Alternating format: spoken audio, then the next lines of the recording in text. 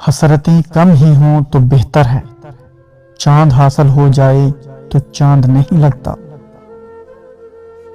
ایسے شخص کو کبھی صفائی نہ دیں جو وجہ اور تفصیل پوچھے بغیر آپ کی تذلیل شروع کر دے۔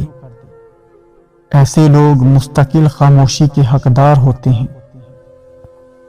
اگر کوئی شخص یہ سوچتا ہے کہ یہ دنیا بہت بڑی ہے تو اسے چاہیے محبت کر کے دیکھے، اس کا اصل حدود اربع سامنے آ جائے گا۔ اور اگر کوئی یہ سمجھتا ہے کہ ہماری عمریں بہت کم ہیں تو اسے سال کی سب سے چھوٹی رات اپنے پسندیدہ شخص کے انتظار میں گزار کر دیکھنی چاہیے۔ اگر کسی شخص کو پہچاننا ہے تو اس کا رویہ ان لوگوں کے ساتھ دیکھو جن سے اسے کوئی مطلب نہیں ہے۔ برداشت عقل مند انسان کا وہ صبر ہے جس کا مظاہرہ وہ جاہل انسان کی بات سنتے وقت کرتا ہے۔ بستر پر لانا ہو تو کوئی ذات نہیں دیکھتا، شادی کرنی ہو تو پھر 7 نسلوں کی ذات یاد آ جاتی ہے۔ مرد ہو یا عورت، کوئی بھی زندگی کے ہر لمحے میں بہادر نہیں رہ سکتا۔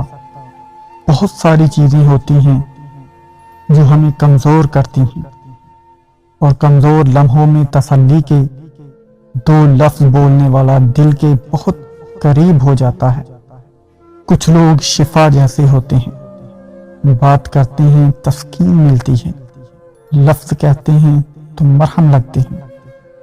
کچھ لوگ صرف لوگ نہیں ہوتے، وہ ہمارا علاج ہوتے ہیں، ہمارا سکون ہوتے ہیں۔ جو چیز وافر مقدار میں ہو وہ ناقدری کا شکار ہو جاتی ہے۔ یہی وجہ ہے جذباتی لوگوں کے جذبات بہت سستے ہوتے ہیں۔ مشکلات حل ہو جایا کرتی ہیں، مصیبتیں بھی ٹل جایا کرتی ہیں، بس اللہ پاک نے انسان کا ظرف آزمانا ہوتا ہے۔ وہ لوگ کبھی غربت سے نہیں نکل سکتے جو یہ 2 کام کرتے ہیں، محنت کرتے ہیں مگر اللہ پر یقین نہیں کرتے، اللہ پر یقین کرتے ہیں مگر محنت نہیں کرتے۔ جو کچھ آپ نے سچے دل سے کیا اس پر کبھی افسوس نہ کریں، کچھ بھی ضائع نہیں ہوتا۔